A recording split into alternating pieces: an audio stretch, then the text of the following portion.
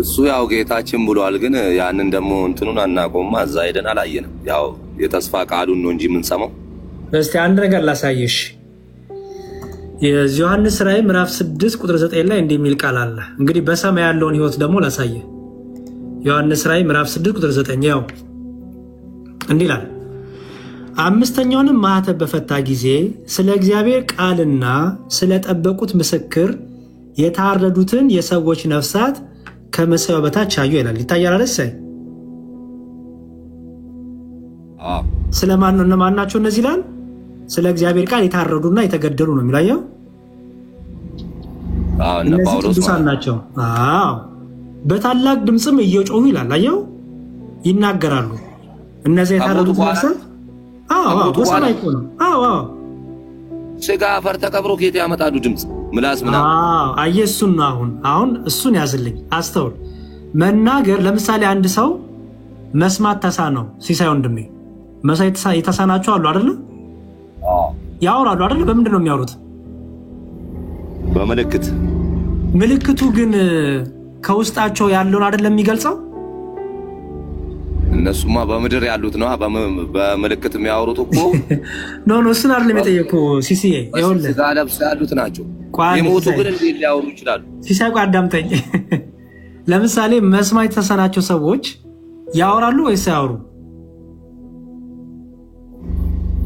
እሱማ በመልእክት እኮ ቋንቋ ያወራሉ ኖ ይኸውልህ ይሄ ምልክቱ ጣትክ በውስጣቸው የሚናገረው ነፍሳቸው የምትናገረው አይደል በጣታቸው የሚገልጹት ለምሳሌ እኛ ነፍሳችን የምትናገረውን በአንደበት እንገልጿለን አይደል አዎ በቃላት እንገልጿለን አይደል በፊደል እውነት ነው እነሱ ደግሞ ነፍሳቸው የምትናገረው በምንድን ነው የሚገልጹት በጣቶቻቸው አይደል በመልእክት ግን በጣቶቻቸው ባይገልጹት ነፍሳቸው ግን አትናገርም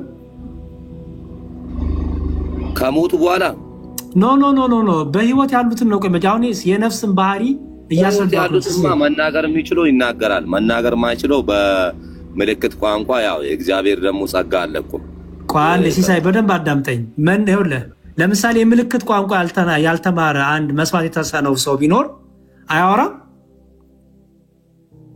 አወራል በምንድን ነው የሚያወራው በቃላት አያወራም መቼም ማለት በጣቱ በእጆቹ ኖ በጣትም ለማውራት መማር አለብህ አይደል ምልክቶቹን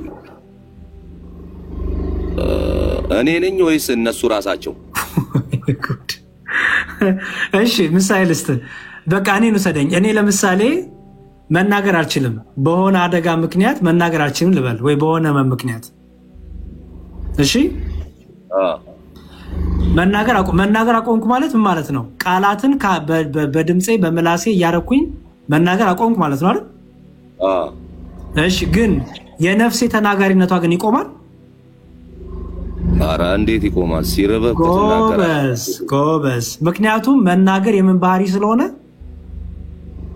የነፍስ ባህሪ የስጋ ባህሪ አይደለም ማለት ነው ገባህ አይደል ምክንያቱም መናገር የስጋ ባህሪ ቢሆንማ ኖሮ በሆነ አደጋ ምክንያት መናገር ሳቆም መቆም ነበርበት አይደል እስከነጭራሹ መጥፋት ነበርበት አይደል ግን የስጋ ባህሪ አይደለም መናገር የምን ባህሪ ነው የነፍስ ባህሪ ስለሆነ ቃላት ሰክቼ ማውራት ባልችል ነፍሴ ግን ሁሌም ታወራለች አይደል በጣም ጥሩ ስለዚህ ስትሞት ስጋ ኮይክ ነፍስስ የሚሞተው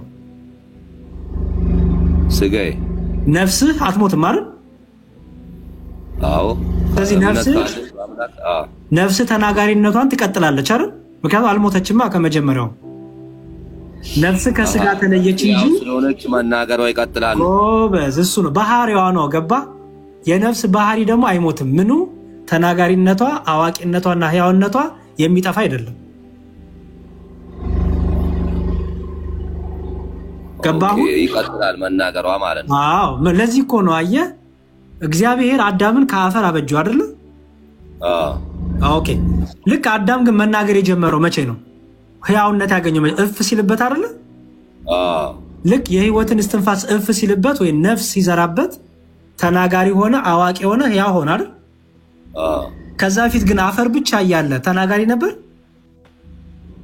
አራ እንዴት ህያው ነበር ገና ነፍስ የለውም እኮ ጎበዝ ስለዚህ አፈር የተባለው ስጋችን ስንሞት ይበሰብሳል አይደል ነፍሳችን ትለያለች። ነፍሳችን ግን ባህሪዋ ይሞታል። የነፍስ ባህሪ አይሞትም። ስለዚህ ሕያው ናት፣ ተናጋሪ ናት፣ አዋቂ ናት ማለት ነው አይደል? ያንን እኮ ስላደለን ነው ጌታችን ጋር የምንጠለጠለው። ጎበዝ። ስለዚህ አሁን በሰማይ ቅዱሳኑ ያውቃሉ፣ ይናገራሉ፣ ይሰማሉ ስንል አንደኛ የነፍስ ባህሪያቸው እንደሆነ አወቅን አይደል? ሁለተኛ ደግሞ ከመንፈስ ቅዱስ የተነሳ ደግሞ ያውቃሉ። ምክንያቱም ክርስቶስ ምን አለ? ሐዋርያትን እንዲህ አላቸው። በዚህ በማቴዎስ ወንጌል ላይ ማቴዎስ ወንጌል ምዕራፍ 28 የመጨረሻው ቁጥር ላይ ምን አላቸው መሰለ? እስከ ዓለም ፍጻሜ ድረስ ከእናንተ ጋር ነኝ አላቸው አይደል? እሺ አሁን እኮ በስጋ የሉም ሐዋርያት አይደል? ምድሩ ዓለም ነው ወይስ አጠቃላይ የሰማዩ ዓለም? ፍጻሜ ማለት እስከ ዓለም ፍጻሜ ማለት ይመስላል።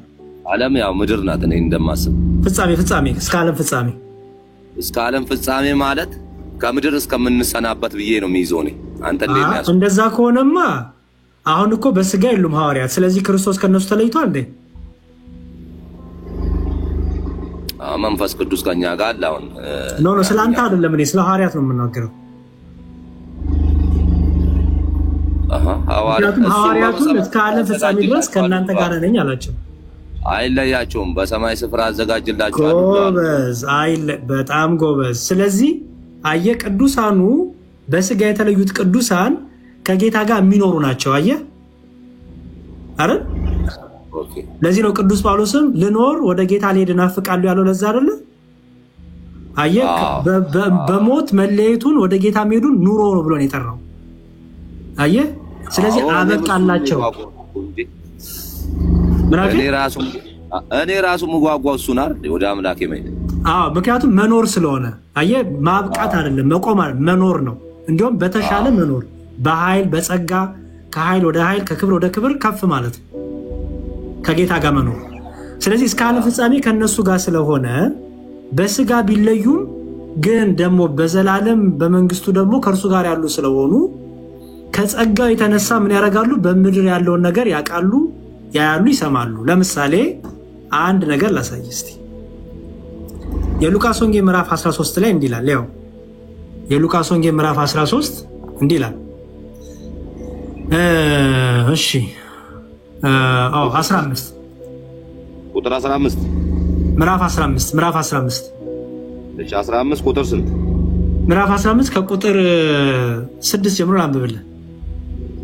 6 እስከ 7 እሺ 6 እና 7 ወደ ቤትም በመጣ ጊዜ ወዳጆቹን ጎረቤቶቹን በአንድነት ጠርቶ የጠፋው በጌን አግኝቼዋለሁ፣ ከኔ ጋር ደስ ይበላችሁ እላችኋለሁ አለ ክርስቶስ።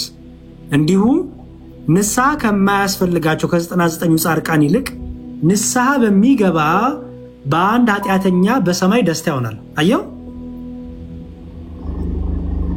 አስተውል። ንስሐ በሚገባ በአንድ ኃጢአተኛ በሰማይ ደስታ ይሆናል አይደል የሚለው? በአንድ ኃጢአተኛ ንስሐ የገባው ሰው በሰማይ ደስታው ይሆናል ነው አይደለም? በምድር ላይ አንድ ኃጢአተኛ ንስሐ ሲገባ በሰማይ ባሉት ቅዱሳን በሰማይ ባሉት መላእክት ዘንድ ደስታ ይሆናል ይላል። አዎ ይላል። በምን አውቀው ነው እነሱ? ያ ሰው በምድር ላይ ያለው ሰው ንስሐ እንደገባ በሰማይ ያሉት ቅዱሳን በምን አውቀው ነው ደስታ የሚያደርጉት? በሰማይ ነፍሳቸው ስላለች፣ መንፈስ ቅዱስ ከነሱ ጋር ስላለ አይደል? አየህ፣ ከመንፈስ ቅዱስ የተነሳ አዋቂ ናቸው፣ ሕያዋን ናቸው። አንተ በምድር ላይ ንስሐ ስገባ እኛ አብረንክ ያለን እንዘምራለን አይደል?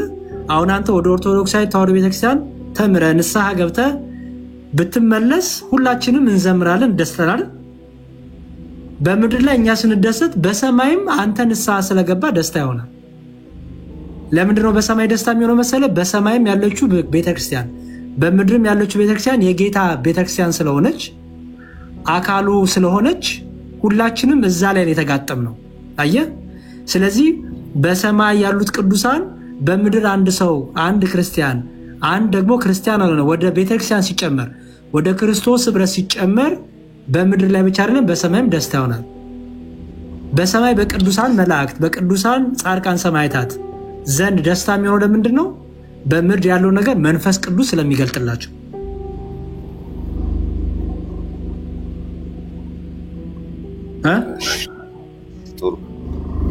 በጣም ጥሩ።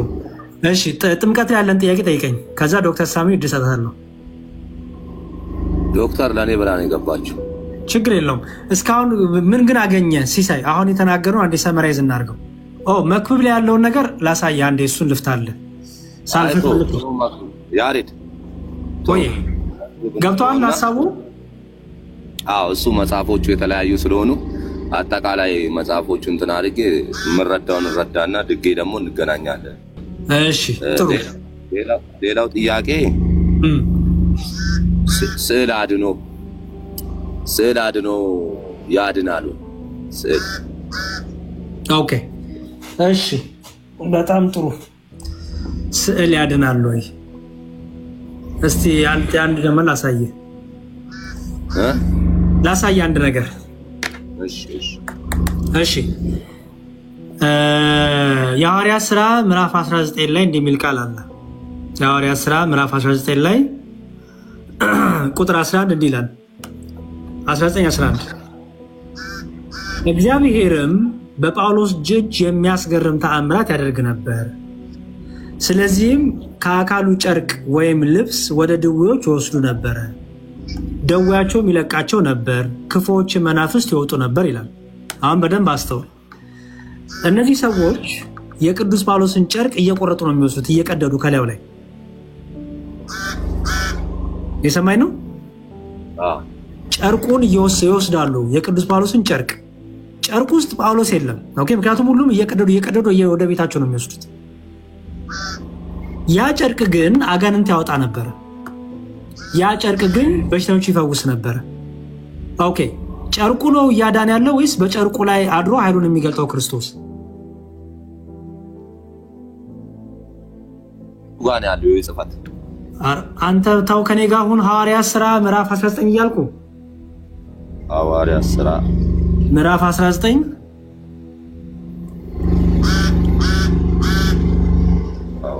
እሺ ቁጥር 11 እና 12 እና 12። ስለዚህ አሁን የኔ ጥያቄ ለአንተ የምጠይቅህ የጳውሎስ ጨርቋ ናት የፈወሰችው ወይስ በጨርቁ ላይ ክርስቶስ ኃይሉን የገለጠው? ፈውስ የክርስቶስ ኃይል ብቻ ነው። የክርስቶስ ኃይል ጨርቁ ላይ እንግዲህ አለ ማለት ነው።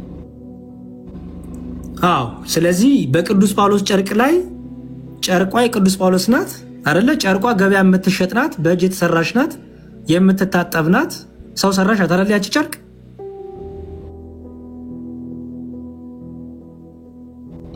ጨርቁ ግን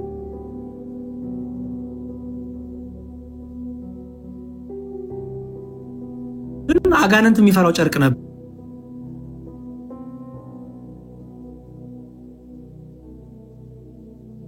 ጨርቁ ልክ ሲነካው ይመጣል። ስለዚህ ጨርቁን ወስደን የታመመ ሰው ላይ አጋንንት ያለበት ሰው ላይ እናስቀምጣለን ብለው አምነው ነው መጥተው የሚወስዱት። አየህ፣ በዛ ጊዜ ጴንጤ ቢኖር ጴንጤ ምን ነበር የሚለው? በዛ ጊዜ ጴንጤ ቢኖር እነዚህ ሰው አምላኪ፣ እነዚህ ጨርቅ አምላኪ ብሎ ይሰድባቸው ነበር። አየህ፣ እግዚአብሔር ግን እንደ ሰው አይደለም። የእነዚህ ሰዎች ከልባቸው ያለውን እምነት ክርስቶስ አምላክ ስለሚያውቅ በአገልጋዩ በቅዱስ ጳውሎስ ጨርቅ፣ በዛ በምትታጠበው ጨርቅ፣ ሰው በሰራት ጨርቅ ክርስቶስ ግን ኃይሉን ይገልጥ ነበረ፣ ማዳኑ ይገልጥ ነበረ። ይቺ ጨርቅ አጋንንት ታወጣ ነበረ፣ ድዊ ትፈውስ ነበረ። ጨርቅ ምንድነው? ጨርቋ አይደለችም የፈወሰችው። በጨርቁ ላይ ግን አድሮ ክብሩን የሚገልጠው ማን ነው? ኢየሱስ ክርስቶስ አይደል? በጣም ጥሩ። እኛም ቅዱሳት ስዕላት፣ ስዕሉ፣ ቀለሙ፣ ይሄ እርሳሱ፣ ከለሩ፣ ሸራው ምናምን ያድናል አላልንም። በስዕሉ ላይ አድሮ ግን እግዚአብሔር በቅዱሳን ላይ ክብሩን ይገልጣል፣ ኃይሉን ይገልጣል። በአዲስ ኪዳን ግን የጨርቅ አሁን እንደዚህ የሚያድን የለም እኮ። በአዲስ ኪዳን በክርስቶስ ተጠቃሏል ድነቱ። ማን ያለው እስቲ ያሳየኝ እንዴ? ክርስቶስ ማዳን ካቆመማ፣ ዛሬም ድረስ ክርስቶስ ካላዳነማ ምን ክርስቶስ ለሚያምኑት ሁሉ እኮ ነው የሚለው። አሁን በስሙ ነው። አሁን እስቲ አንተ ለምሳሌ በጨርቅ አድነኝ፣ ታድነኛለህ በጨርቅ? እስቲ አንተ በጨርቅ አጋንንት አውጣ፣ የሞት አስነሳ፣ ታስነሳለህ? ኧረ አይቻልም እንዴ? ስለ ጸጋው ስለቆመ ነው አይደለም እኮ አይደል? ምን መንፈሳዊ ብቃት ቅድስናው እንደነ ጳውሎስ ያለ ንጽህና ቅድስና ስላልተገኘብን እንጂ ይሄ ጸጋ በእኛ ዘመን ለምን ይከለከላል? አይከለከልም። ኢየሱስ ክርስቶስ ትናንትም ዛሬም ያው ነው። የጸጋውን አቁሞ አያውቅም። አዳኝነቱን አቁሞ አያውቅም። በጸበሉ ያድናል፣ በቅዱስ እምነቱ ያድናል፣ በብዙ ድንቅ ስራ ያጽናል። በመጽሐፍ ቅዱስ እንኳን ኃይል መጽሐፍ ቅዱስን አንድ ሰው በእምነት ቢተሻሸው አያድነውም እንደ ሲሳይ? አሁን ጳውሎስ እንግዲህ የጌታችን ፍቃድ ሆኖ ነው እንትንም ታቦቱም አለ። አሁን ለምሳሌ በዛን ጊዜ ነበርና አንድ ስዕሉ ላይ ጨርስ ሲሲዬ፣ ስዕሉ ላይ ጨርስ ወንድሜ። ከዚያ እንዝላል። ቆይ ስዕሉ ላይ ጨርስ። እኛ ስዕላት አንደኛ መጽሐፍ ቅዱሳዊ ናቸው ብለን እናምናለን። መጽሐፍ ቅዱሳዊ ናቸው ማለት መሰለ ለመጀመሪያ ጊዜ ራሱ ስዕል ያስተማረ እግዚአብሔር ነው። ይሄን ታውቃለህ? ስዕል አስተምሯል እንዴ? ታዲያ ሙሴን በታቦቱ ላይ ሳል ያለው ምንድነው? እሱንማ ታቦቱ ላይ ኃይል አድርጎለት ነው። ምንድነው ሙሴን ታቦቱ ላይ ሳል ያለው ነው ያልኩ? ምንድን ነበር ሳል ያለው? ቅረጽ ያለው? እንጃ። አንተ መማር አለብህ ወንድሜ፣ ይኸውልህ በጣም መማር አለብህ። እኔ ፕሮቴስታንት በመሆኑ ችግር የለብኝም። ቅድም ፕሮቴስታንት ሆኛለሁ ስትል እንኳን ደስ አለ ብያለሁ። ግን ለምንድነው እንኳን ደስ አለ ያልኩ መሰለ? ምርጫን ስለተጠቀምክ ጥሩ ነው። ሳታውቃት ግን ቤተክርስቲያኗን ግን መውጣት ግን ያሳዝናል። ምክንያቱም ቁጭ ብለህ እንደዚህ ብትማር ኖሮ ቁጭ ብለህ እያንዳንዱ ቤተክርስቲያን ምን ማለቷ ነው፣ ከመጽሐፍ ቅዱስ አንጻር ትምህርቷ እንዴት ይመዘናል ብለህ መምህራኑን ብትጠይቅ፣ አባቶችን መጽሐፍትን ብታገላብጥ፣ ኦኬ፣ ለእያንዳንዱ ነገር ቤተክርስቲያን ምንድን ነው ጥቅሷ የሚለውን ብታይ ጥሩ ነበረ። ሳትማር ወጣህ። አሁን አየው እኔ እንጃ ሆነ መልስ። ችግር የለውም። መማር ከፈለክ አሁንም እናግዝሃለን። ኦኬ፣ መማር ከፈለክ ማወቅ ከፈለክ አሁንም በደንብ እናግዝሃለን።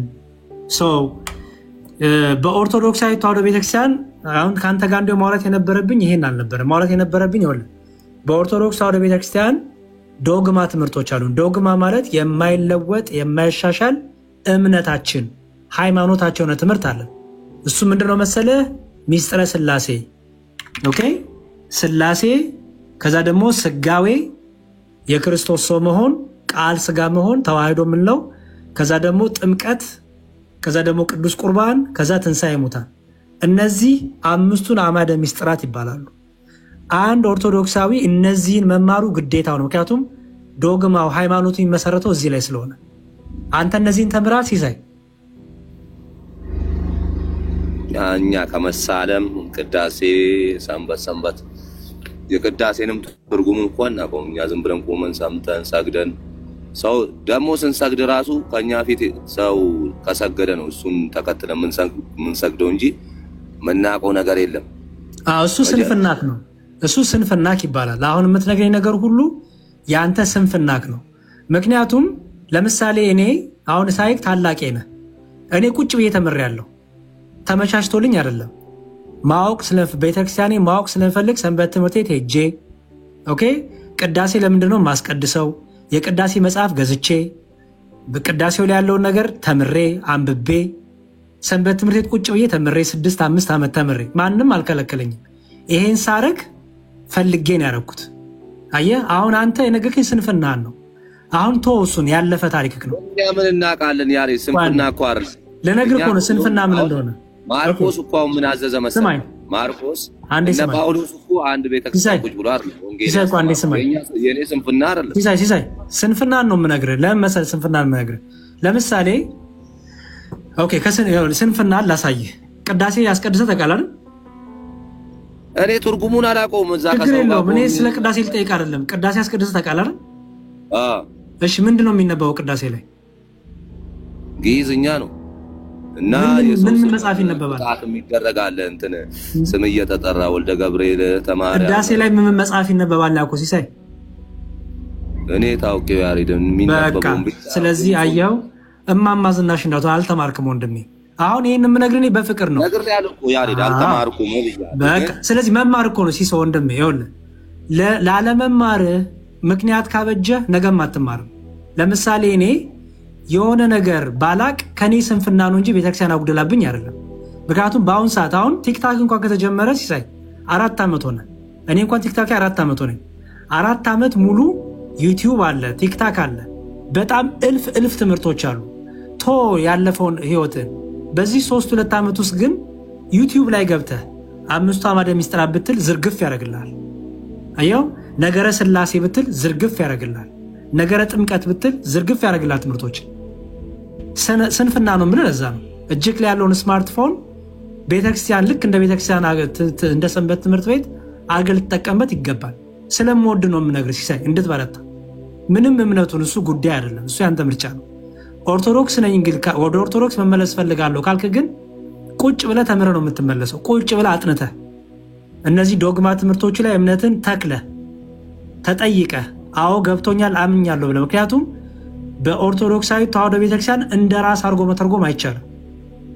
የግሌ መርዳት የግሌ መገለጥ የሚባል ነገር የለም። ስለዚህ ወንድሜ ሚስጥረ ሥላሴ እነዚህ አምስቱ አዕማደ ምስጢራት ሥላሴ የእግዚአብሔርን ሶስትነትና አንድነት የምንማርበት እኛና ፕሮቴስታንት የለየን እነዚህ ትምህርቶች ናቸው። አልነገሩም እነሱ የነገሩ ስለ መላእክት ከመላእክት ጋር ከቅዱሳን ጋር ከገድላት ድርሳናት አድርገው የነገሩ ውሸት። እኛና እነሱን የለየን የጌታ ትምህርትን የለየን። እኛና ፕሮቴስታንት የለየን የሥላሴ ትምህርት፣ የክርስቶስ ትምህርት፣ የጥምቀት ትምህርት፣ የቁርባን ትምህርት፣ የትንሣኤ ሙታን ትምህርት የለየን። ለምሳሌ በሥላሴ ትምህርት ልዩነታችን ልንገር። ለምሳሌ እኛ በሥላሴ ትምህርት ምን እናምናለን መሰለ? መንፈስ ቅዱስ ከአብ ብቻ ነው የሚሰርጸው ብለን እናምናለን። በፕሮቴስታንቱ ውስጥ ብዙ አይነት ክፍልፋይ ስላለ የሆነ ግሩፕ መንፈስ ቅዱስ ከአብና ከወልድ ይሰርጻል ብሎ ያምናል። እኛ ደግሞ አናምንም ይሄንን። ኦኬ በሥላሴ ትምህርተኛ ዕውቀትና ፈቃድን ለባህሪ ነው የምንሰጠው እንጂ ለአካል አንሰጥ። ኦኬ በሥላሴ ዘንድ የየራስ ዕውቀት የየራስ ፈቃድ የሚባል ነገር የለም። ይሄም ይለየናል። በሥላሴ ዘንድ ስሜት፣ ዕውቀት፣ ፈቃድ እየተባለ የሚዘረዘር ነገር የለም። በሥላሴ ዘንድ ያለችው ዕውቀትና ፈቃድ አንዲት ናት። በሥላሴ ዘንድ ግን ስሜት ተብሎ የሚነገር ነገር የለም። በዚህ ከፕሮቴስታንቶቹ ጋር እንለያለን። በሥላሴ ትምህርት በኩነት ትምህርት አንገናኝም ከነሱ ጋር። ወይም ኦንቶሎጂ የሚባለው ወይም አብ ለወልድ ምኑ ነው፣ ወልድ ለአብ ምኑ ነው፣ መንፈስ ቅዱስ ለአብና ለወልድ ምኑ ነው። ይሄ እንትን ምን ነው ማለት ነው። ከዊን ይባላል ወይም ኩነት ይባላል ወይም ኦንቶሎጂ ይባላል።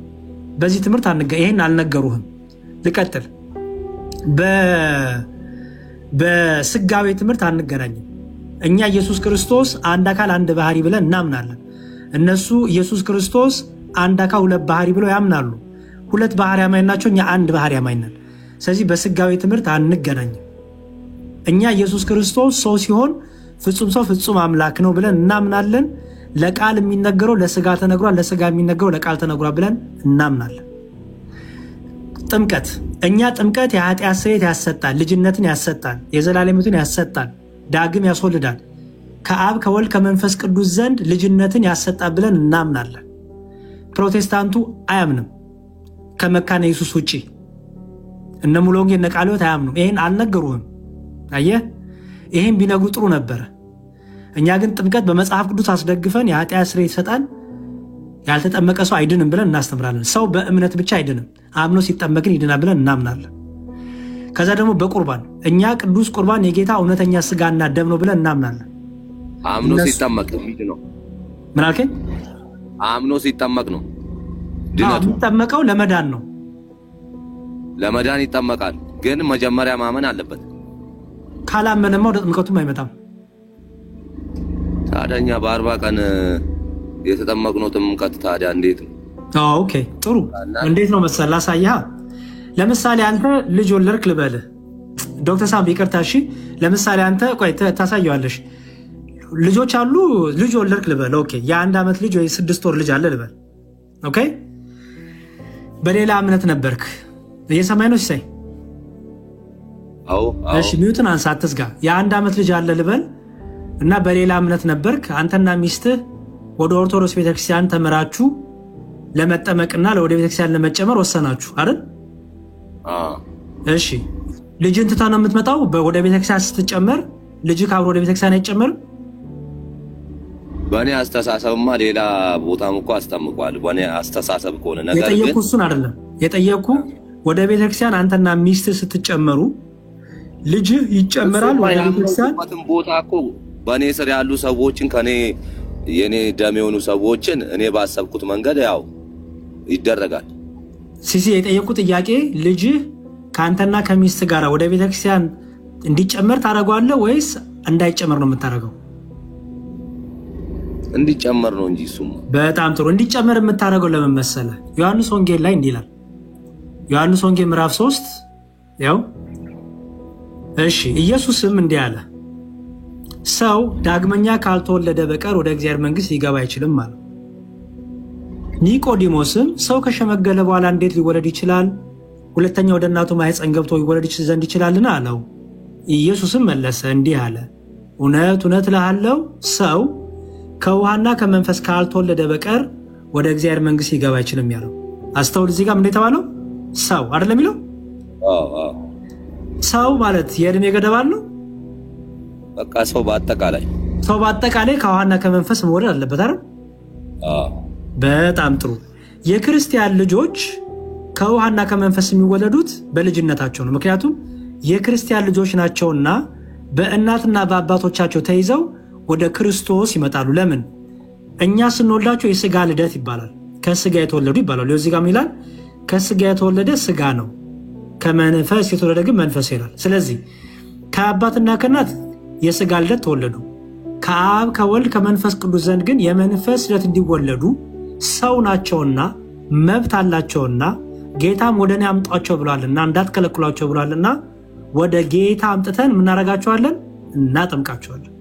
ከውሃና ከመንፈስ እንዲወለዱ እናረጋለን። ምን ስለሆኑ? ሰው ስለሆኑ። ሰው ለሆነ ሁሉ ይሄ መብት ስለተሰጠ ግልጽ ነው። ከዛ ደግሞ አንተ ለምሳሌ ደግሞ አንተ ልበል፣ አንተ ደግሞ አድጋሃል አይደል? ትልቅ ነህ አይደል? በምድር ላይ አሁን ሰው ስንል ያሬድ ግልጽ እንዲሆንልኝ ነው። እሺ ለምሳሌ አሁን እኔ ያደኩ ማነው ቤተሰቦቼ ኦርቶዶክስ ናቸው። እሺ እንደ ስርዓቱ ተጠመቅኩኝ። እሺ ሌላውም ደግሞ ሌላ እምነት ውስጥ ያሉ አሉ። ልመጣልህ እንደ ቤተሰቡ እምነት ተጠመቀ። እንዴት ነው ታዲያ አሁን እዚህ ጋር እንዴት ነው? በጣም ጥሩ። ይኸውልህ ጥምቀት ያለችው አንዲት ናት። የልጅነት ጥምቀት ትባላለች። ከአንዲት ናት። ምክንያቱም ኤፌሶን ላይ አንዲት ጥምቀት አንዲት ጌታ እንደሚል አንዲት ጥምቀት ናት። ግን ለአዋቂና ለህፃናት ስትፈጸም ግን አየህ፣ ለህፃናት በቤተሰቦቻቸው እምነት ልክ ልጅ ሳለ ህፃን ሳለ በመንገድ ምራው፣ አንተ በምትሄድበት መንገድ ምራው ይላል አይደለ ሲሳይ? እኔ ክርስቶስን አምናለሁ። እኔ ክርስቶስ በወንጌሉ ዙሪያ ላለ ቤተሰብ እኮ አንዴ ስማኝ እኮ ቆይ አስጨርሰኝ ፕሊዝ። ለክርስቲያን ቤተሰቦች የክርስቲያን ልጆች በልጅነታቸው ይጠመቃሉ። ምክንያቱም ጌታ ምን ስላለ? ልጆቻችሁን ወደ እኔ አምጡ ስላለ፣ እንዳትከለክሏቸው በአባታቸው መንግስት የመኖር መብት አላቸው ስላለ። ስለዚህ ሰው ስለሆኑ የክርስቲያን ልጆች የአማኝ ልጆች ከውሃና ከመንፈስ እንዲወለዱ እናደርጋለን። ኦኬ። አማኝ ያልሆኑስ?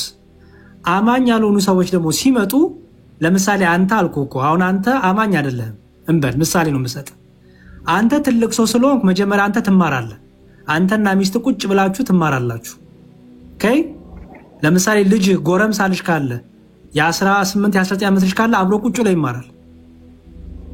ግን የ1 ዓመት ልጅ ካለ አንተና ሚስት ትማሩና አንተና ሚስት ትረዱና አንተና ሚስት ታምኑና ልክ በዚህ በቆርኔሌዎስ የሚባለው በሐዋርያት ስለነ ሊዲያ ስለነ ቆርኔሌዎስ ሳወራ እነሱ አምነው ቤተሰቦቻቸው ተጠመቁ ይላል። አየው፣ ቤተሰብ በሚለው ጥላ ውስጥ ህፃናትም አሉ አዋቂዎችም አሉ። ስለዚህ አዋቂዎቹ ተምረው አሁን ያመነ የተጠመቀ ሚድን አይደለም የሚለው ሲሳይ? ያመነ የሚለው አዋቂዎችን ነው አይደል? ምክንያቱም ለማመን አዋቂ መሆን አለበት አይደል? ስለዚህ ያመነ የጠመቀ ይድናል የሚለው ለህፃናት የሚጠቀስም አይደለም ሲጀምር፣ ፈጽሞም አይደለም። ምክንያቱም ያመነ የተጠመቀ የሚለው ለትላልቅ ሆነው አዋቂያን ሆነው ማንበብ መስማት መረዳት የሚችሉ ሆነው ግን በሌላ እምነት የነበሩ ከሆኑ ተሰብኮላቸው ወንጌል ተነግሯቸው አምነው ይጠመቃሉ ማለት ነው። እነዛ ሰዎች ግንስ የ1 ዓመት ልጅ ቢኖራቸው ሊጥሉት ነው ሲሳይ? ወደ ቤተክርስቲያን ሲጨመሩ በቃ እሱ ገና ነው እኛ ብቻ ነው ወደ ቤተክርስቲያን የምንመጣው ብለው ልጃቸው ሊተውት ነው? እንዴት አድርገዋል ልጅ? ጎበዝ። ምክንያቱም እነሱ አምነው ሲጠመቁ ልጃቸው ደግሞ በእነሱ እምነት ወደ ጌታ ይመጣል። ምክንያቱም ጌታ ምን ስላለ? ልጆቻችሁን ወደ እኔ አምጡ ብሎ አይደለ? ልጆች ወደ ጌታ ሲመጡ በራሳቸው እምነት ወይስ በቤተሰቦቻቸው እምነት? ልጅ ምን ያውቃል? በቤተሰቡ እንደነገረው። ስለዚህ በቤተሰቡ እምነት ይመጣና ከውሃና ከመንፈስ ይወለዳል። ኦኬ ከዛ በኋላ ይሄ ልጅ ከተወለደ ከተጠመቀ በኋላ ደግሞ በቃለ እግዚአብሔር እንዲያድግ በቃለ እግዚአብሔር እንዲበረታ እንዲጎለምስ ደግሞ ቤተሰቡ ያስተምረዋል። የክርስትና አባቱ ያስተምራል። የክርስትና አባት የሚያስፈልገው ለዛ ነው። ባይዘው የክርስትና አባት ያስፈልገው ለመሰለ ከረሜላ እንዲገዛ ልብስ እንዲገዛ አይደለም። የክርስትና አባት ያስፈልገው ይሄ ልጅ እናት አባቱ እንኳን ቢያርፉ በህይወተ ስጋ ቢሞቱ ልጁን እንደ እናት እንደ አባቱ አድርጎ ሊያሳድግ የክርስትና አባት ነውና ክርስትናን እንዲያስተምረው መንፈሳዊነትን እንዲያስተምረው የሐዋርያትን ትምህርት እንዲያስተምረው ለዚህ ልጅ ሞግዚት ራሱ ይቀመጥለታል። አየው። ስለዚህ እኛ ህፃናትን በልክ በቤተሰቦቻቸው እምነት ቤተሰቡ ተጠመቀ እንደሚል ሐዋርያት ሥራ ምዕራፍ 16 ላይ እንዳለው ስለነ ሊዲያ ስለነ ቆርኔሎስ እነሱ ሲያምኑ ቤተሰቡም አብሮ ተጠመቀ እንደሚል እኔ ለምሳሌ ልጅ እግዚአብሔር ቢሰጠኝ በሌላ እምነት የሆንኩኝ ወይ ኦርቶዶክስን ተምሬ ወደ ኦርቶዶክስ ብመለስ እኔም ቤተሰቤም ነው የምንጠመቀው። አየህ ከዛ ልጄን በዛ ሃይማኖት ሳሳድጓለሁ ማለት ነው። ልጆች የሚጠመቁት ለኃጢአት ስርየት አይደለም። ምክንያቱም እኛ በውርስ ኃጢአት አናምንም። የተወረሰ ኃጢአት የለም። ኃጢአት ሹካ ማንኪያ አይደለም የሚወረሰው። ልጆች የምናጠምቀው ከውሃና ከመንፈስ እንዲወለዱ ነው። ሁለተኛ ዳግም እንዲወለዱ ነው። አየህ ትላልቆች ግን የሚጠመቁት ዳግም እንዲወለዱ ነው። ደግሞ ትላልቆ ነው ኃጢአትን ሲለማመዱ ሲሰሩ የነበሩ ስለነበሩ ኃጢአታቸው ይሰረይ ዘንድ ደግሞ ይጠመቃሉ ማለት ነው። ልክ ቅዱስ ጳውሎስ ሐዋርያት ሥራ ምዕራፍ 12 ላይ ኃጢአት እንዲሰረይ ተጠመቅ እንደተባለው ማለት ነው። ላሳይ እሱ ሐዋርያት ሥራ ያው ምዕራፍ 22 ምን ይላል? ያው ሐዋርያት ሥራ ምዕራፍ 22 ቁጥር 16 ያው አሁንስ ለምን ትዘገያለህ? ተነሳና ስሙን እየጠራ ተጠመቅ ከኃጢአትም ታጠብ ይላል። አየው።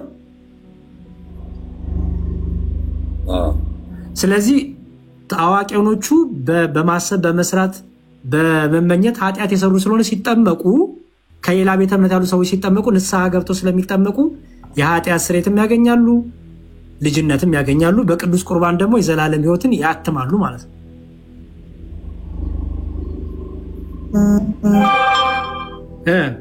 ግልጽ ነው። ጎበዝ ዶክተር ሳሙኒ የምታሳዩ ነገር አለ እንዴ?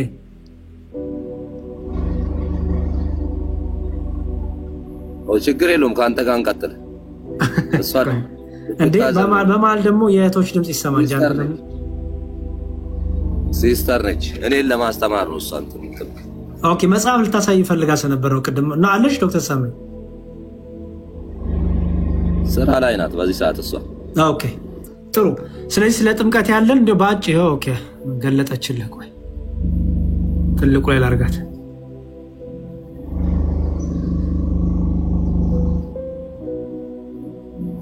ሚውት ላይ ነሽ እያወራሽ ከሆነ የእምነት ኦኬ የሙሉ ወንጌልን የመሰረታዊ የእምነት መግለጫ ነው ያሰማጣችን ላየው። እሱ እኮ አያስፈልግም። አሁን ጌታ ፍለጋ ላይ ነን። ያስፈልጋል ላይ እንድታውቀስ ሁሉንም ማወቅ አለብህ ወንድሜ። ከዛ በኋላ መርምረህ ባለ አእምሮ መሆን አለብህ። አሁን እኔ ስላልኩም ብቻ አይደለም እኔ ያልኩንም ሁሉ ልትመረምረህ ይገባል። ይኸውልህ ምን ይላል የሙሉ ወንጌል? ይኸው ላንብልህ ምን ይላል? መንፈስ ቅዱስ እሺ የአካላዊ አዳም ባህሪያት ለእርሱ ሰጥተውታል። ፈቃድ፣ ስሜት፣ እውቀት ቅድም ያልኩ ማለት ነው። ፈቃድ፣ ስሜት፣ እውቀት መንፈስ ቅዱስ ያውና አካላዊ አቋም ያለው ሰው የሚሰራውን ስራ ይሰራል። መንፈስ ቅዱስ ይመረምራል፣ ይናገራል። ስለ ሥላሴ ያለውን ነገር ቅድም ያልኩ ማለት ነው። በአዲስ ቋንቋ እስከ መናገር እኮ ይላል እሱ መንፈስ ቅዱስ ግን እኛ መንፈስ ቅዱስ እኮ ናፈቀን አይተነው ማናቀም እሱ ሌላ ነው። መንፈስ ቅዱስ መገለጫው ሲሳይ መንፈስ ቅዱስ መገለጫው ትህትና፣ ፍቅር፣ እርቅ፣ ንስሐ፣ ሰላም፣ እርጋታ፣ ትዕግስት፣ ጥበብ። ጥያቄ እኮ ነው። አሁን እኛ ከመሳደብ ውጪ ስለ መንፈስ ቅዱስ አናውቅም። ስለኛ አታውራኝ ሲሳይ፣ ስለ ራስ አውራ። እኔ ተሳድቤ አላውቅም። ስለ ራስ ኃጢአት የምታወራ ከሆነ ንስሐ መግባት ነው። እኛ እያልክ አታውራ። ብቻ ነው እንደ ገነት የምገባው እኛ የእግዚአብሔር ቃል ስለ ራስ አውራ ወንድሜ። እኛ አትበል። ይኸውልህ እኛ ተሳዳቢ አትበል። አንተ ስለ ራስ ነው የምታወራው። ስለ ራሴ በቃ። ስለዚህ አንተ ንስሐ ግባ፣ ለእኔ አትንገረኝ። እሱም ተሳዳቢ ከሆን ከኔ ጋር አይደለም የምጨርሰው፣ ከእግዚአብሔር ጋር ጨርስ። ንስሐን አሳዳሪው የሚቋር ለምን ጄኔራሊ እንትኑን ስናየው እኮ አጠቃላይ ማለት ነው። አጠቃላዩን ተወሲሳይ አጠቃላይ አይጠቅምም። ህይወትክ ለብቻክ ነው የሚሆን አንተ ራስን ማዳን ነው። በቃ አሁን ለምሳሌ እኔ ስለ ዶክተር ሳምሪ ኃጢአት አያገባኝም። የሚያገባኝ ስለ እኔ ኃጢአት ነው። የበዛው ሸክሜ የኔ ነው፣ የበዛው በደሌ የኔ ነው። ስለዚህ ስለ ራሴ ነው የምጸልየው፣ ስለ ራሴ ኃጢአት ነው ንስሐ የምገባው። አየህ የራሴን ድካም ድክ በቃ ሌሎቹ ላይ አላክኬ እኛ እያልኩኝ መሻፈን አያስፈልግም። አሁን ስለ ራሳችን ነው። አንድ ይሄን እናንበው ይላል። ወደ እግዚአብሔር ስንጸልይ የጸሎታችን አድራሻ ለአብ ነው፣ በኢየሱስ ክርስቶስ ስም በመንፈስ ቅዱስ እንጸልያለን ይላል። አየው አሁን እኛ ስንጸልይ በቤተክርስቲያን እግዚኦ ማርነ ክርስቶስ ሲባል ሰምተህ ታውቃለህ ሲሳይ? አዎ እሱማ እንዴ እኛ ቀጥታ ክርስቶስን ለምንዋለን። አየው ምን እያልን ማረን ራራልን እያልን እንጸልያለን። ተለመነን ይቅር በለን እያልን ኦኬ። ስለ ልጅም እሱ ነው አይደል ያሬድ? ምህረት ሁሉ በስሙ ላመነ ብቻ ነው ጽድቅን የሚያገኙ። በስሙ ያመኑ ሁሉ የዘላለም ሕይወትን እንዲያገኙ ይህ የተሰጠን ጸጋ ነው። ግን ማመን ብቻ ግን አያድንም። ምክንያቱም አንድ ሰው አምኖ ንስሐ ካልገባ አምኖ ስጋው ደግሞ ካልተቀበለ ካልተጠመቀ የዘላለም ሕይወት የለውም። በክርስቶስ ማለት ነው አምኖ በክርስቶስ ላይ እዚህ ያዕቆብ መልእክት ላይ እንዲላል ላሳይ። ያዕቆብ መልእክት ላይ አሁን እኮ ችግሩ አየህ ሁሉን ነገር አላሳዩህም ወንድም። ፕሮቴስታንቶቹ አልነገሩህም ብዙ ነገር መርጠው ነው የነገሩ። እኔ ግን ሁሉን ነው ማሳየህ። ያዕቆብ መልእክት ምዕራፍ 2 እንዲላል ያው የሚያድነው እምነት የቱ እንደሆነ ሲናገር ምን ይላል? ያው ወንድሞች ሆይ እምነት አለኝ የሚል ስራ ግን የሌለው ሰው ቢኖር ምን ይጠቅመዋል? አስተውል። እምነት አለኝ የሚል ስራ ግን የሌለው ሰው ቢኖር ምን ይጠቅመዋል? እምነቱስ ሊያድነው ይችላልን? ወንድም ወይም እህት ራቁታቸውን ቢሆኑ የዕለት ምግብን ቢያጡ ከእናንተ አንዱን በደህና ሂዱ እሳት ሙቁ ጥገቡን ቢላቸው ለሰውነት ግን የሚያስፈልጉትን ባትሰጧቸው ምን ይጠቅማቸዋል? እንደዚሁም ስራ የሌለው እምነት ቢኖር የሞተ ነው ይላል። አየው ስራ የሌለው እምነት የሞተ ነው። ስራው ምንድነው? በጣም ጥሩ። ስራው ምን መሰለህ? እግዚአብሔር የሰጠን ከእግዚአብሔር የተሰጠን የምንሰራቸው ጸጋዎች አሉ። እኛ እንድንሰራቸው የታዘዝነው ምን? ጥምቀት የሰው ስራ አይደለም፣ የእግዚአብሔር ስራ ነው። ቅዱስ ቁርባን የሰው ስራ አይደለም፣ የእግዚአብሔር ስራ ነው። ንስሐ የሰው ስራ አይደለም፣ የእግዚአብሔር ስራ ነው። እምነት ከእግዚአብሔር የተሰጠን ነው እንድናምን። አየህ እነዚህን መስራት አለብህ። መስራት አለብህ ማለት ነው መተግበር አለብህ፣ መታመን አለብህ፣ እነዚህ ማድረግ አለብህ። አንድ ሰው እኔ ለምሳሌ አንተ የዘላለም ሕይወት እንዳገኝ ምን ላድርግ ብትለኝ ምን እንደምን ታውቃለህ? የመጀመሪያው 5 ነገሮች ያዝላለሁ። ምን? እምነት፣ ንስሐ፣ ጥምቀት። አየው አስተውል። እምነት አልኩ፣ ንስሐ አልኩ፣ ጥምቀት አልኩ፣ ቅዱስ ቁርባን። አራቱን ያዝልኝ። እምነት፣ ንስሐ፣ ጥምቀት፣ ቅዱስ ቁርባን። እነዚህን የእግዚአብሔር ጸጋዎች ናቸው። ስለዚህ እነዚህን ልታደርጋቸው ልትፈጽማቸው የሚገቡ መንፈሳዊ በረከት፣ መንፈሳዊ ጸጋ፣ መንፈሳዊ ልጅነት የሚያሰጡ ጸጋ እግዚአብሔር የምናገኝባቸው ጸጋዎች የምናገኝባቸው ሕይወት የምናገኝባቸው ትምህርቶች ናቸው። ከእግዚአብሔር የተሰጡ ጸጋዎቻችን ናቸው። በዚህ ደግሞ ወደ ዘላለም ሕይወት ያገኘ ሰው ደግሞ በመንፈሳዊ ፍሬ ከዚህ ጋር ስራ የተባለው መንፈሳዊ ፍሬ ነው። ፍቅር፣ ትህትና፣ ድሃን መርዳት፣ ባልንጀሮችን መውደድ፣ ኦኬ፣ የተራቡትን ማብላት፣ የተጠሙትን ማጠጣት፣ የታረዙትን ማልበስ፣ የተቸገሩትን መርዳት፣ ባልንጀራ እንደራስ አድርገህ መውደድ፣ በመንፈሳዊ ፍሬ መመላለስ ሁሉ እነዚህ ምን ይባላሉ መሰለህ? የጽድቅ ፍሬ ይባላሉ፣ ወይም የጽድቅ ስራ ይባላሉ። ስለዚህ እምነትህ በስራ የጽድቅ ስራ ከሌለው የሞተ ነው።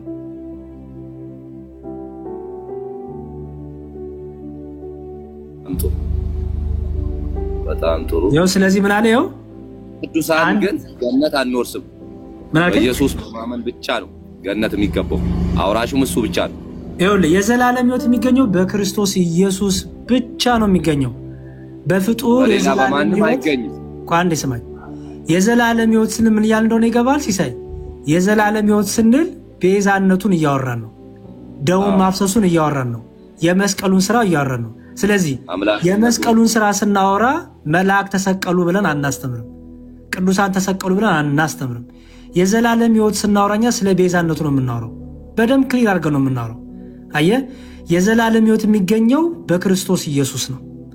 በክርስቶስ ኢየሱስ ቤዛነት የተገኘው የምናገኘው። ኦኬ ይሄን የዘላለም ሕይወት ያገኘ ሰው ግን ምን አለው? የሚያግዙት መላእክት አሉት። የሚያግዙት በጸሎታቸው የሚያገለግሉት ቅዱሳን አሉት። ይሄን ታምናለህ ወይስ አታምንም? መጽሐፍ ቅዱስ አሳየህ ማስረጃ። በጌታ ፊት እንደሚጸልዩ ነው። አዎ ስለኛ እንደሚጸልዩ። ኦኬ አስተውል። አሁንም በደንብ ስማኝ። እሱ አለ መላእክቶች አሁን ስለኛ ማሳይክ ነው። አዎ በደንብ ግን ስማኝ። ይኸውልህ የዘላለም ሕይወት የሚገኘው ያለ ክርስቶስ የዘላለም ሕይወት አይገኝም። ተስማማን? ይሄንን ሳትጠመቅ ክቡር ሥጋውን ክቡር ደሙን ሳትጠጣ ሳትበላ ንስሐ ሳትገባ የዘላለም ሕይወት አታገኝም። ይሄን ተስማማን? አዎ በደንብ ነው። በጣም ጥሩ። ይሄን የዘላለም ሕይወት ያገኘ ሰው ግን የመላእክት እገዛ አለው። መላእክት ያግዙታል። በዕለት ዕለት መንፈሳዊ ሕይወቱ ተጋድሎ ላይ መላእክት ያግዙታል፣ ያገለግሉታል። ኦኬ ለምሳሌ ዕብራውያን 1:14 ላይ እንዲህ ይላል። ዕብራውያን 1:14 የቅዱስ ጳውሎስ መልእክት ወደ ዕብራውያን ሰዎች ዕብራውያን 1:14 እንዲህ ይላል። ያው ሁሉ መዳንን ይወርሱ ዘንድ ስላላቸው ሁሉ መዳንን ይወርሱ ዘንድ ስላላቸው ለማገዝ የሚላኩ የሚያገለግሉም መናፍስት አይደሉም ይላል። መናፍስት የሚላቸው መላእክት ነው። ኦኬ ቁጥር 7 ላይ ስለ መላእክቱ መናፍስት አገልጋዮቹን የሳነባ ይላል። ስለዚህ ያው መዳንን እንዲወርሱ የተዘጋጀላቸው መዳን እንዲወርሱ ምን የሚያደርጉ ነው የሚለው የሚያግዙና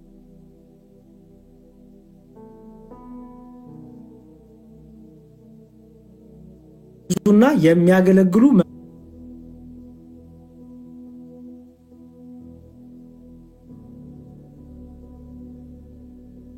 መላእክት አይደሉም። ምን ይላል?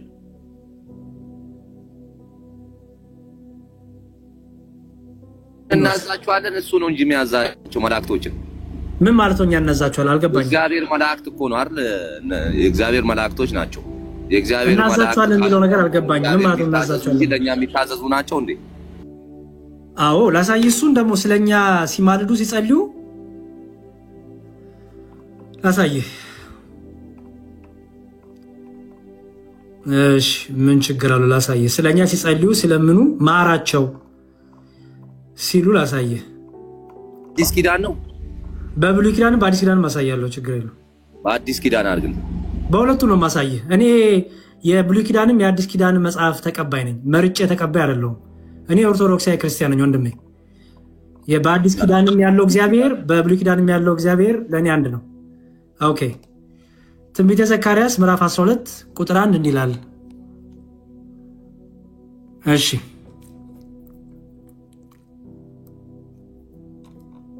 ትንቢተ ዘካርያስ ምዕራፍ 1 ያው ቁጥር 12 ያው እሺ የእግዚአብሔርን መልአክ መልሶ አቤቱ የሰራዊት ጌታ ሆይ እነዚህ 70 ዓመት የተቆጣቸውን ኢየሩሳሌምንና የይሁዳን ከተሞች የማትምራቸው እስከ መቼ ነው አለ። መልአኩ ምን እያደረገ ነው? ሲሳይ ጠየቀ። ምን እየጠየቀ? ፍርድ ነው ምሕረት ነው ብቻ እየጠየቀ። ከኔ ጋር ካልሆንክ እኮ እየደከምኩኝ ነው ወንድሜ። የማታዳምጠኝ ከሆነ ድካም ነው የሚሆነው። እሺ ያው ፍርዱን ነው የጠየቀው። ፍርድ አይደለም የጠየቀው። አቤቱ የሰራዊት ጌታ እነዚህ 70 ዓመት የተቆጣቸውን ኢየሩሳሌምንና ይሁዳን ከተሞች የማትምራቸው እስከ መቼ ነው ነው የሚለው። ምን የጠየቀው? ምሕረት። ስለዚህ ስለማን የጠየቀው? ስለራሱ ነው ምሕረት የጠየቀው። መልአኩ በኢየሩሳሌም ከተማ ለነበሩ ሰዎች ማለት ነው የጠየቀው። ምን ስለነበሩ? አቤቱ የሰራዊት ጌታ ሆይ እነዚህ 70 ዓመት የተቆጣቸውን ጌታ የተቆጣቸውን ለምን ምሕረት አታደርግላቸውም ነው? አዎ። ስለዚህ መልአኩ ስለማን እየጸለየ ነው? ስለ እስራኤል አይደል? ስለ እስራኤል እግዚአብሔር ምን እንዲያደርግ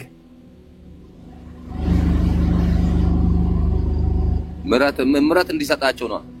ስለዚህ ለሰው ልጆች ምን እያደረጉ ለእስራኤሎች ወይም ለሰው ልጆች ምን እያደረጉ ነው? ጥፋት አጥፍቶ ነበር ማለት ነው። ምሕረት እየለመኑ ነው። መልአኩ ምሕረት እየለመነ ነው። አዎ እግዚአብሔር ቁጣውን ከቁጣው እንዲመለስ እንዲራራ መልአኩ ምሕረት እየለመነው ስለማ ስለ 70 ዓመት ስለተቆጣቸው ኢየሩሳሌም ህዝቦች እና ይሁዳ ከተሞች አይደል? በጣም ጥሩ። እግዚአብሔርም መልሶ ከኔ ጋር ይናገር የነበረው መልአክ በመልካምና በሚያጽናና ቃል መለሰለት ይላል። አየው። እሺ ልቀጥል። ደግሞ ይሄ በብሉይ ኪዳን ያሳየው በአዲስ ኪዳን ማቴዎስ ወንጌል ምዕራፍ 18 ቁጥር 10 እንዲላል። ማቴዎስ ወንጌል ምዕራፍ 18 ቁጥር 10 ከነዚህ ከተናናሾቹ አንዱን እንዳትንቁ ተጠንቀቁ፣ መላእክቶቻቸው በሰማያት ዘወትር አስተውል። ከነዚህ ከተናናሾቹ አንዱን እንዳትንቁ ተጠንቀቁ። ስልክ ገብቶ ስለነበረ ያሬድ ማቴዎስ እንትን ያለ 18 10 ስልክ ገብቶ ስለነበረ ችግር የለውም 18 10 እሺ ያው ከኔ ጋር አንብብ። ከነዚህ ከተናናሾቹ አንዱን እንዳትንቁ ተጠንቀቁ። ክርስቶስ ተናገረ ይሄን መላእክቶቻቸው በሰማያት ዘውትር በሰማያት ያለውን የአባቴን ፊት ያያሉ እላችኋለሁና። እሺ መላእክቶቻቸው የነዚህ ጠባቂ መላእክት ስለማን ነው የእግዚአብሔርን ፊት የሚያዩት?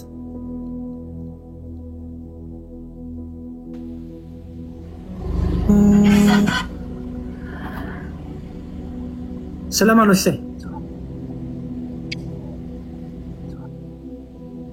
ስልክ እያስቸገረን ነው፣ አልሰማውም። አሁን ጥሩ በቃ በሌላ ቀን እንቀጥላለን። እሺ ቆይ ስልኩ አሁን ዘጋው ስልኩን። በጣም ጥሩ ግን አንድ ነገር ማጠቃለያ መጠይቅ ማለት ነው ያሬድ፣ አንድ ማጠቃለያ መጠይቅ። አሁን መንገዶች ሁሉ ያወዛገቡ መጽሐፍ ቅዱስን ለመረዳትም የተቸገረ ማለት ነው። ክርስቶስም ብቻ ካመለከ የሚደብረው ቅዱሳን የለም፣ ወይም ደግሞ እግዚአብሔርም አያዝንም። የምናመልከው አንድ ጌታ ኢየሱስ ክርስቶስም ብቻ ነው። በሱ በኩል የዘላለም ሕይወትን ማግኘት እንደሚቻል ግን ተረድቻለሁ። ልክ ነኝ አይደል? ኦኬ በጣም ጥሩ። እንደዚህ አሁን የነገርከኝ ዝም ብሎ አቋምክ ነው እንጂ ትምህርት አልነገርከኝ። እኔ ትምህርት ነው ያወራሁት።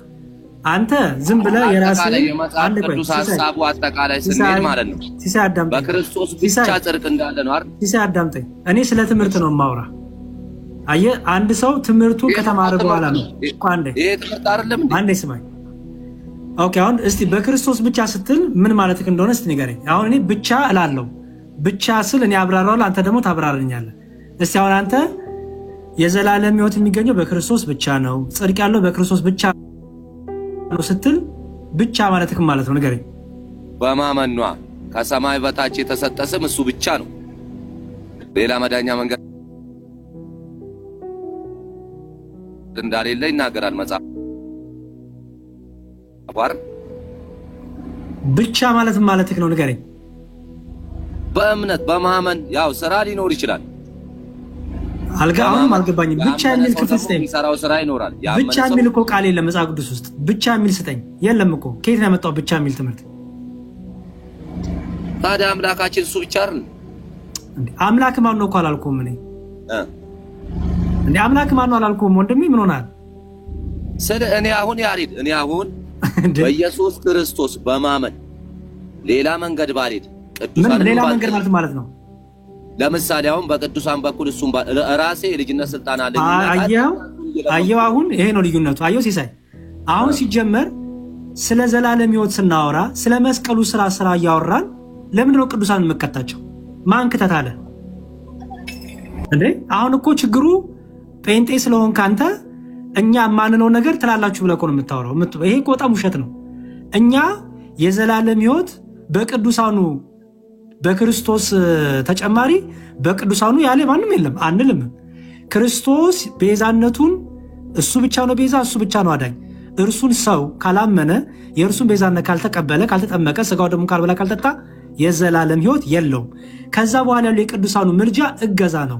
አንዳችን ለአንዳችን አንዱ ስለ አንዱ የሚጸልየው ጸሎት ነው፣ እገዛ ነው ብለን ነው የምናስተምረው። እንድንጸና እንድንበረታ መንፈሳዊ ፍሬ እንድናፈራ ዕለት ዕለት ባለው መንፈሳዊ ውጊያ ላይ አንዱ ስለሌላው ይጸልያል፣ እገዛ ነው። አሁን እኮ ችግሩ እንዳልኩ ነው። እኛ ማንነውን ትላላችሁ ያላችሁ የምታሹት ነገር ነው ችግር ውስጥ የከተተ ያለው አለ። እንደ ቅዱሳኑ ወደ እግዚአብሔር ከእግዚአብሔር ጋር ማውራት አልችልም እኔ እንደ ቅዱሳን እያወራክ ነው አሁን እኔ እንጃ እኔ አንተን የምታውቀው ህይወትን እያወራክ ነው አሁን የለም መብቱ አለኝ የለኝም ቅዱስ እኔም ቅዱስ ነኝ እናንተም ቅዱሳን ሁሉ ተብሎ ሰጥቶናል አንተ በመንፈሳዊ ተከበረታ ይኸውልህ ስማኝ ቅዱስ ጳውሎስ እኔ ክርስቶስ እንደመሰስኩ እናንተን የምሰሉ ብሏል አይደል በቃ ስለዚህ ጳውሎስን መስለሃል አንተ ቀጣይ ስራ ይጠበቅብኝ ይሆናል ግን መሆን ይችላል በቃ በርታ በርታና ደሙ ተቀበል በርታ ይኸውልህ ወንድሜ ጳውሎስን ለመሆን የጳውሎስን ፈለግ መከተል አለበት ጳውሎስ ይጾም ነበር ይጸልይ ነበር ይጋደል ነበር መንፈሳዊ ፍሬ ያፈራ ነበር ትሁት ነበር ራሱን እኔ እንደ ኃጢአተኞች አንዱ ነኝ ይላል ወራዳ ነኝ ይላል ራሱን ዝቅ ያደርጋል በጣም ትሁት ነው መዳኔን እንዳላጣው እተጋለው ሌሎችን ወደ ብርሃን አምጥቼ እኔ ደግሞ የተጣልኩ እንዳልሆን ስጋዬን ጎስመዋለሁ እያለ ስጋውን የሚጎስም ነው በጾም በጸሎት የሚተጋ ነው በመንፈሳዊ ፍሬ የተገለጠ ነው በፍቅር በትትና የተገለጠ ነው ኦኬ ሶ የሱን ህይወት ተከተል የሱን ህይወት ከተከተልክ ለአንተ የቅዱሳን ህይወት በህይወት ይታያል ማለት ነው አየ ያ ደግሞ የቅዱሳን ህይወት ደግሞ መጾም መጸለይ ስጋን መጎሰም መንፈሳዊ ፍሬ ማፍራት መጋደል ይሄን የምታገኘው ደግሞ በኦርቶዶክሳዊ ቤት ውስጥ ነው እንጂ በፕሮቴስታንት አታገኙም ይሄን ግልጹ ነግራለሁ እሺ ስጋና ደሙን የተቀበለ በኢየሱስ ክርስቶስ አዳኝነት አምላክነቱን የተረዳ ሰው በሰዎች ፊት መመስከር አለበት ክርስቲያናዊ ግዴታ ነው ክርስቲያናዊ ነው አልገባኝም ለምሳሌ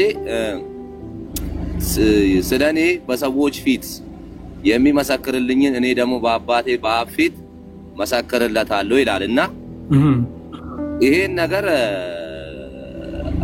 ያየሁት እንግዲህ ጴንጤዎች ጋር በየመንገዱ አሁን የሚመሰክሩት እነሱ ናቸው ኦኬ የሚገርም ነገር በየመንገዱ ስለሰበክ ሰበክ አይባልም ልንገርህና ለምን መሰለህ ለምሳሌ ስጋና ደሙ ተቀበለ በሱ አምነ ከሰበክ ሰብካል ስማይ ልንገርህ ለምን እንደማይባል ልንገርህ ኦኬ ጥበብ ከሌለው ስብከት ዝም ብሎ ጩኸት ከሆነ ጩኸት ነው ቅዱስ ጳውሎስ እንደተናገረው ጥበብ ያልተሞላበት ስብከት ጥበብ የሌለው ስብከት ለምሳሌ ለቅሶ ቤት ሄደ ዝም ብለህ ኢየሱስ ጌታ ነው ያልክ ብጮህ የሚያዳምጥ የለም ኦኬ አሁን የፕሮቴስታንቱ ችግር ይሄ ነው እኔ ፕሮቴስታንቱ በየመንገዱ የሚያደርገው ለኔ ብትጠይቀኝ ግብዝነት ነው ኦኬ ሾው ኦፍ ነው ብዬ ነው የምነግርህ ለምን ብትለኝ ሰው ባስ እየጠበቀ እንዲሁም ጭራሽ በጣም እየጮሁ በጣም የማይሆን ነገር በቃ እያረጉ ስለሆነ እንደው የሚያዳምጣቸው የለም ግን ምን ብታረግ በፍቅር ብትሰብክ ለምሳሌ ወንድሜ ዛሬ ወንጌል ብነግርህ ፍቃደኛ ነህ ብለህ ብትጀምር አይ አይደለሁም ካለ ይሁን እሺ በቃ እግዚአብሔር ቢረዳ በሌላ ቀን እንገናኛለን ብትለው አየው ጥበብ ይባላል የዛን ሰው ልቡን ሳታዘጋጅ ጆሮን ሳታዘጋጅ እንዴ ሐዋርያቱ እኮ ባይዘወይ እኮ ዝብላውም አይደለም እኮ የሚሰብኩት ጥበበኞች ነበሩ ምን ቦታ ላይ ምን መናገር እንዳለባቸው የት ቦታ ላይ ምን መናገር እንዳለባቸው ያውቃሉ ቅድም እንዳው ለቅሶ ቤት ሄደ ኢየሱስ ክርስቶስ ጌታ ነው ብትል ከሐዘናቸው ተጽናናቸው ይልቁንም ገብተ ሐዘን ምንድነው በክርስትና አየ ሐዘንን የሚያበረታ መንፈስ ቅዱስ በመጽሐፍ ቅዱስ ሐዘን ያጋጠማቸው ሰዎች እንዴት ተጽናኑ ጌታስ ምንድነው ትንሣኤ ሙታን ህይወት ምንድነው አየ ብልህ ካልሆንክ ጠቢብ ካልሆንክ ቦታውን አይተ ሁኔታውን አይተ ካልሆነ በስተቀር በተለይ ኑሮ ላጎሳቆለው ሰው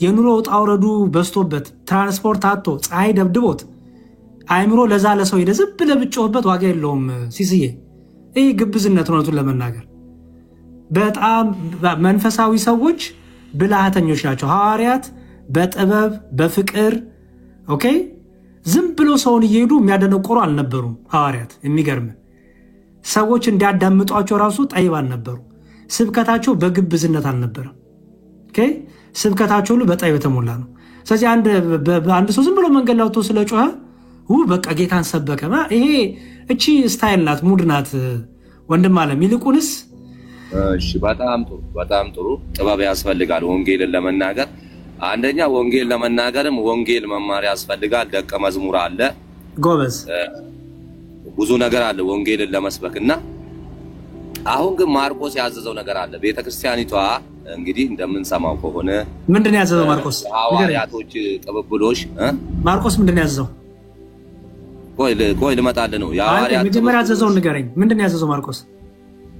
ማርቆስ ወደ ዓለም ሁሉ ሂዱ፣ ወንጌልን ለፍጥረት ስበኩ፣ ያመነ የተጠመቀ ይድናል፣ ያላመነ ግን ይፈረድበታል ብሏል። በጣም ጥሩ። አሁን እኛ ምን እያደረግን ነው? ቤተክርስቲያኑ እንዴት ነው? ሲሳይ አንዴ ቆይ። አሁን እኔ ምን እያደረኩኝ ነው? ወደ ዓለም አሁን ሌሊት ነው። እንቅልፌን አጥቼ ካንተ ጋር እያወራሁ ነው። አንተ አሁን በሚዲያ እያስተማርክ ነው። ነገር ግን ሚዲያው ባይመጣስ? ሚዲያው ባይኖር ኖሮ ዓለም ሁሉ አይገኝም እንዴ? ወንጌል ሚዲያ ባይኖር ኖሮ እኔ ጅማ ሄጄ አስተምሬ አውቃለሁ። አዋሳ ሄጄ አስተምሬ አውቃለሁ። አቅሜ በቻለው ሁሉ ሄጄ ተምሬ ማስተምሬ አውቃለሁ። አንተ አልነበርክም። አንተ ጋር እየመጣን አቴንዳ ሲያዘን አይደለም የምናገለግለው። አገልግሎት ሲጀመር መጀመሪያ ታይታ ወይም ሾው ኦፍ ድራማ አይደለም፣ ተውኔት አይደለም። አገልግሎት ከእግዚአብሔር ጋር ተነጋግረህ ኦኬ፣ በትዕቢት ሳይሆን ድብቅ ብለህ በትህትና የምታደርገው ህይወት ነው። ለአንተ ወይ ለሰው በቃ ለወጣ ነው በቃ እንዲህ ነው በዚህ ገብቶ እያለ የምናደርገው አይደለም። በቤተክርስቲያናችን የአደባባይ በዓላት አሉን። ሲሳይ በደንብ ስማ። ለምሳሌ ቤተክርስቲያን በአደባባይ ተሰብካለች፣ ታስተምራለች፣ በሰርጉ ጉባኤ ታስተምራለች። የአደባባይ በዓላት አሉ። ስብከቶቿን፣ ትምህርቶቿን የምታደርግበት መስቀል፣ ጥምቀት፣ በጣም የአደባባይ በዓላት ብዙ አሏት። ይኸው 2000 ዓመት ሞላት። ኦኬ በእነዚህ በአደባባይ በዓላት ሁሉ ዓለም ላይ ያለችው ቤተክርስቲያን ሁሉ በገጠሪቷም ያለችው ሁሉ ስለ ነገረ ክርስቶስ፣ ስለ ልደቱ፣ ስለ ጥምቀቱ ኦኬ ስለ ነገረ ስቅለቱ እያነሳች እየዘመረች እያስተማረች 2000 ዓመት ሞላት። ፕሮቴስታንት ስብከት ሳይጀምር ማለት ነው። በየአደባባዩ ፕሮቴስታንት ስብከት ሳይጀምር ኦርቶዶክስ በየአደባባዩ ትሰብክ ነበር። አሁን እሱ አይደለም የሚጠቅመን ሲሳይ። አሁን የሚጠቅመን መሰለው ወንድሜ፣ የሚጠቅመን አንተ ተማር። አንተ ቁጭ ብለህ ወይ ፕሮቴስታንትን በስርዓቱ ቁጭ ብለህ ተማር፣ ወይ ኦርቶዶክስን በስርዓቱ ቁጭ ብለህ ተማር። ምክንያቱም ኦርቶዶክስን ሳታውቃት ነው ጴንጤ ሆንክ። የምሰጥን ጥቅሶች ሁሉ አታውቃቸውም፣ ምክንያቱም አላስተማሩም፣ አልነገሩህም። ቁጭ ብለህ ተማር። በሌላ ቀን መተን እንገናኝ፣ ጥያቄዎችን ይዘና እኔም ፕሮቴስታንት ነኝ ስላልከኝ እጠይቃለሁ። አንተ ተስማማን ወንድም አለም? ግን ያው አሪፍ ነው፣ ይሻላል። እናንተ አሪፍ ነው የእናንተ። አሁን ያሬድ ልደት ጥሩ ነው፣ ግን ያሬድ አንድ እውነታ ቅኔና እንትን ነው የምንማረው የሚሉ አባቶችን ያው በየሚዲያ እያየ ነው። አንተ ሲሳይ አንተ አሁን ይኸውልህ፣ ይቅርታና ወንድሜ አንተ ተስተካከል መጀመሪያ። ሲሳይ ይኸውልህ፣ አሁንም አስቆማል። ሲሳይ ይኸውልህ፣ እኔ ስለ ትምህርት ሳወራ አንተ ሐሜት ነው ያዝከው። ቶ ሐሜቱን እስቲ ራስህን አድን መጀመሪያ። ራስህን አንዴ ስማኝ። ስንፍና ነው እኮ አንተ አለመማር ስንፍና ነው። ስልክክ ላይ ስማርትፎን አለ፣ ዩቲዩብ ላይ ገብተህ ለምሳሌ ላሳይህ። ቆይ አንዴ አንተን ስንፍና ላሳይህ። ችግሩ ስንፍናን ቤተክርስቲያን ላይ ያላከክ ነው። አንተ ለምሳሌ አንድ ትምህርት ላሳይህ። ቁርባን ብዬ ብጽፍ የሚወጣው የትምህርት ማለት ላሳይህ ዩቲዩብ ላይ። ኦኬ እሺ፣ ይታያል። ሚስጥረ ቁርባን ይታያል። ሚስጥረ ቁርባን የሁሉ ትምህርት ዲያቆን ሄኖክ ኃይሌ ይኸው ይታያል። የአባ ገብረ ኪዳን ትምህርት ሚስጥረ ቁርባን፣ ቅዱስ ቁርባን ይታያል። ቅዱስ ቁርባን ይሄ እንደውም ከዓመት በፊት ፖስት የተደረገ ነው። አየህ፣ እጅ ላይ ያለውን ስልክ ተጠቅመህ ቁጭ ብለህ መማር ያንተ ፋንታ ነው። ዛሬ የቤተክርስቲያን ትምህርት በዩቲዩብም በዌብሳይቶችም ተቀምጦልሃል። ስንፍናን አቁመህ ይሄ ምክንያቶችን አቁመህ ወንድሜ ቁጭ ብለህ ብትማር በጣም ብዙ ታተርፋለህ። ኦኬ ይሄው ሚስጥረ ቁርባን ይሄ ሁሉ ሚስጥረ ቁርባን ነው። እንግዲህ ይሄ ሁሉ ሚስጥረ ቁርባን ትምህርት፣ ቅዱስ ቁርባን ትምህርት አየው። ስለዚህ ልማር ካልክ ስንፍናን እኔም አንተም ማስወግደን እንማር ካልን ብዙ ነገር መማር እንችላለን። ትምህርቱ ላይ አተኩር። እግዚአብሔር ይርዳህ። እየመጣህ ጠይቀን ከኦርቶዶክሳውያን ወንድሞች ጋር ኦርቶዶክስ ላይ ያለ ጥያቄን አቅርብ። ፈትን መርምር። ከዛ በኋላ እንግዲህ አንተ ምርጫ ነው የሚሆነው። ወደ ፈለከው እጅን ስደድ ይላል መጽሐፍ ቅዱስ። ወደ ፈለከው እጅን ትሰዳለህ። ወንጌል ወዴት ይኬዳል? ከፈጣሪ እኮ አሁን እኮ የማጥራት የማጣራት የማወቅ ያለ ክርስቶስ ግን ድነት እንዳሌለ ያው የታወቀ ነውና እሱ ብቻ መከተሉ ግን እኔ መረጥኩ። ለምን መንገዶች ሲበዙ መሳሳት ይመጣልና ሲሳይ ያለ ጌታ ግን ጽድቅን እንደማላገኝ ሲሳይ ነው የተረዳሁት። በቃ ይኸውልህ አሁንም ቢሆን አንተ በቃ ምን ታረግ መሰለህ? ለምሳሌ ይሄን የተረዳው አይደለ? ጎሄድ በቃ በመረዳት ቀጥል። አሁን እኮ እኔ ግራ ገባኝ። በፕሮቴስታንትም አልተማርክም ምንም። አሁን ለምሳሌ ሚስጥረ ስላሴን ነገረ ቁርባንን ስማኝ እንኳን ነገረ ቁርባንን ነገረ ጥምቀትን እሺ ልጠይቅህ፣ በፕሮቴስታንት ስለ ስላሴ ተምራል? ያቆራረጡ ስለተማርኩ ነው እንጂ እነሱ ያስተምራል። እኔ ስለነሱ አንተ ተምራለህ ነው ያልኩት። እነሱ አያስተምሩም ማለት አንተ ተምራል? እኔ በሆነ አጋጣሚ አልተመቸኝም ትምህርቱን አልተማርክም። ችግር የለውም ቶ ምክንያቱም ሲሳይ እማራለሁ ብለህ እንድትነሳሳ ነው። አልተማርክም። እሺ በፕሮቴስታንት ስለ ስጋዌ ተምራል? ፕሮቴስታንት ሆነ ሚስጥረ ስጋዌ ስለ ስጋዌ ትምህርት ተምራል? ክርስቶስ ስጋ ለብሶ ወደ ምድር መምጣቱን ነው አይደል? ተምራለሁ ነው ያልኩት። እኔ በፕሮቴስታንት ቤት እማራለሁ። እኔ እኮ ስላልተማርኩ አልተማርክም። በጣም ጥሩ። ስለ ጥምቀት በፕሮቴስታንት ቤት ተምራል? ይድናል። እኔ ስለ ጥምቀት ነው ያልኩ። በፕሮቴስታንት ቤት ተምራል ወይ? ፕሮቴስታንት ኮንኩ ኋላ አዎ ሞቱን በሚመስል ሞት ትንሳኤውን ከሱ ጋር እንተባበራለን። አዎ እሺ ጥምቀት ያድናል? አምነህ ስትጠመቅ ነው። ስለዚህ ጥምቀት ያድናል። ወንድሙ ነው ያው አይለያዩ። መጀመሪያ እምነት ይቀድማል። ጥምቀት ያድናል ወይስ አሁን አንተ የምትጠመቀው ለመዳን ነው? የሚያደርገው ነው ጥምቀት። ለመዳን ነው የምትጠመቀው? ሞቱን በሚመስል መልክ ትንሳኤውን ከሱ ጋር ለማግኘት ሲሳይ እኮ ለመዳን ነው የምትጠመቀው። አዎ አሁን የጴንጤ ትምህርት አይደለም። አይ አልተማርክም። የጴንጤ ትምህርት አይደለም ያስከው። ጴንጤዎች ለመዳን እንጠመቃለን ብለው አያምኑ ከመካነ ኢየሱስ ውጪ። ድነትማ በእምነት ነው። በቃ ሲስቸው ምን ታረግ መሰለው? ወንድማለም ተማር ቁጭ ብለህ ጴንጤ ነኝ ብለሃል። የጴንጤን ትምህርት ተማር። አሁን ችግሩ ጴንጤ ከሆናችሁ በኋላ አሁንም አትማሩ የጴንጤን ትምህርት። ቁጭ ብለህ አይ ቲንክ ምንድነው የደህንነት ትምህርት የሚባል ትምህርት አላቸው። ቁጭ ብለህ ተማር እነሱ ጋር ሄደህ። እኔ ለምሳሌ ፕሮቴስታንት በሆን ኦርቶዶክስ ጋር አይደለም እጄ ኦርቶዶክስ እንዲናት ያው ካሜት ማማ ቁጭ ብዬ እማራለሁ። ሂድና አንተ ጴንጤ ነኝ ብለሃል፣ ጎበዝ በርታ፣ እንኳን አደረሰ ብያለሁ። ሄደህ ተማር እስቲ ፕሊዝ። በተለይ ስለ ስላሴ፣ ስለ ስጋዌ፣ ስለ ጥምቀት፣ ስለ ቁርባን፣ ስለ ትንሣኤ ሙታን ተማርና ከዛ በኋላ ናና ደግሞ እኛን ኦርቶዶክሳንን ሞግተን አይ እኔ ስለ ኦርቶዶክስ መማር እፈልጋለሁ፣ ስለ ኦርቶዶክስ አልማር ነው የወጣሁት፣ ስለ ኦርቶዶክስ ምንም አውቀው ነገር የለም ካልክ ደግሞ ጥያቄዎችን ይዘና ስለ ኦርቶዶክስ ትምህርት እናስረዳሃለን። እሺ ስለ ወንጌል ምን አልከኝ? ወንጌል የኦርቶዶክስ ትምህርት ወንጌል አይደለም እኮ። የኦርቶዶክስ አይባልማ ወንጌል። የኦርቶዶክስ ነው የምልህ። ለምን መሰለህ? በቤተክርስቲያን የሚሰጠው ወንጌል ማለት ነው። በኦርቶዶክስ ትምህርት ኦርቶዶክስ ማለት ቀጥተኛ ትክክለኛ ማለት ነው። ስለዚህ ትክክለኛውን ትምህርት እናስተምራለን። ፕሮቴስታንት ማለት ደግሞ ተቋሚ ማለት ነው። ያው ያለ ክርስቶስ ግን ምንም እንደማላመጣ ስለተረዳው ነው። ለዛ ነው። እሺ ሌላ ነገር አይደለም። እንደሚመቻ አንተ ችግር የለውም። ለማንኛውም ኦርቶዶክስ ላይ ጥያቄ ሲኖር ና ቁጭ ብለህ ግን ፕሮቴስታንቶች ጋር ፓስተር አለ አሉ እንዴ? በጣም ብዙ።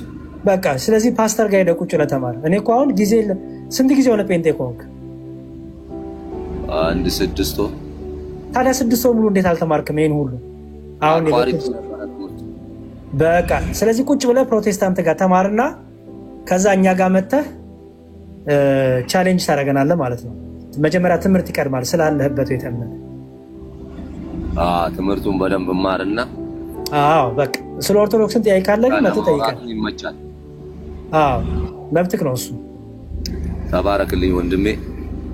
አሜን አሜን አሜን። ለሁላችንም እሺ እግዚአብሔር ጸጋውን ያብዛልን።